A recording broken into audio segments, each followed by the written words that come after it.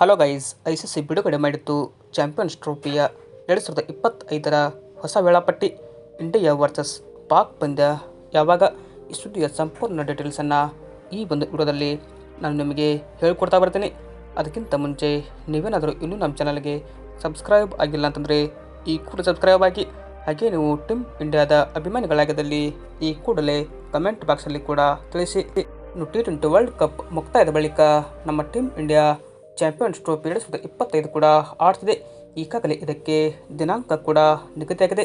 ಇದರ ದಿನಾಂಕದ ಪ್ರಕಾರ ಫೆಬ್ರವರಿ 19ರಿಂದ ಮಾರ್ಚ್ 9ರವರೆಗೆ ಚಾಂಪಿಯನ್ಸ್ ಟ್ರೋಫಿ ನಡೀತದೆ. ಇನ್ನು ಮಾರ್ಚ್ 10ಕ್ಕೆ ರಿಸರ್ವ್ ಡೇ ಕೂಡ ಇದೆ. ಅಂದರೆ ಈ ಒಂದು ಚಾಂಪಿಯನ್ಸ್ ಟ್ರೋಫಿಯಲ್ಲಿ ಒಟ್ಟಾರೆಯಾಗಿ 8 ತಂಡಗಳು ಕೂಡ ಭಾಗವಹಿಸಲಿವೆ. ಅಂದರೆ ಈ ಒಂದು 8 ತಂಡಗಳಲ್ಲಿ 2 ಭಾಗಗಳಾಗಿ ಕೂಡ ವಿಭಾಗಿಸಲಾಗಿದೆ.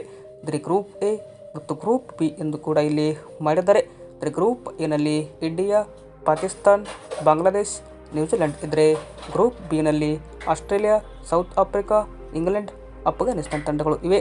ಬಟ್ ಇಲ್ಲಿ ವಿಶೇಷ ಏನಪ್ಪ ಅಂತಂದರೆ ಎಲ್ಲ ಪಂದ್ಯಗಳು ಕೂಡ ಲಾಹೋರ್, ಕರಾಚಿ, ರಾವಲ್ಪಿಂಡಿ ಈ 3 ಸ್ಟೇಡಿಯಂನಲ್ಲಿ ನಡೀತಾ ಇದೆ.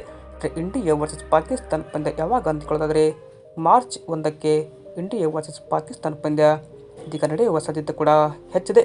ಅಂದರೆ ಇದಕ್ಕೆ BCCI ಕೂಡ ಇನ್ನೂ ಅಪ್ರೂವಲ್ ಕೊಟ್ಟಿಲ್ಲ. ಇಂಡಿಯಾದ ಎಲ್ಲ ಪಂದ್ಯಗಳು ಕೂಡ ಲಾಹೋರ್ನಲ್ಲಿ ನಡೀತದೆ.